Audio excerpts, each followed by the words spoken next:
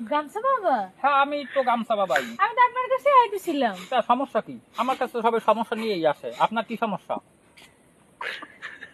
আমি এর ঘুমাইলে জন্য তো আমি চোখে আছি। দেখি এই না। গামছা বাবা থাকতে তো এই খাইলে খিদে লাগবে না, ঘুমাইলে চোখে দেখবেন, এর জন্য তো প্রতিকার হিসেবে আমি আছি। এই যে একটি পাতা দেখেন, এখানে শ্বেত বর্ণের একটি পাতা আছে। এই পাতাটি ছাড়লে আপনার দুধ বের হবে ভিতর থেকে। এই দেখেন এই সাদা সাদা দুধ বের হবে। এই পাতা যদি আপনি একবার ভক্ষণ করেন এবং বালিশের পাশে নিয়ে যদি আপনি একবার শোন, তাতে আপনি ঘুমাইলে পরে দেখবেন সব ক্লিয়ার। দেখবেন আপনি স্বর্গরাজ্যে আছেন। আমার দেখবেন সত্যি গামছা হ্যাঁ বাবা? হ্যাঁ এই যে এই জিনিসই এখানে আপনি যদি কয়বার ঘুমান, খাইতে হবে? এটা আপনি যদি বালিশের নাসিকার পাশে নিয়ে যদি আপনি রাতে ঘুমান, নাসিকার পাশে নিয়ে ঘুমাইলে পরে আপনি দেখবেন আপনি আছেন কোথায়? স্বর্গরাজ্যে আছেন। এবং এটা যদি আপনি ভাত রান্না করবেন যেখানে, এখানে যদি আপনি রাখেন, আপনি রান্নার ভাত দেখবেন আপনার সেখানে আছে অন্ন।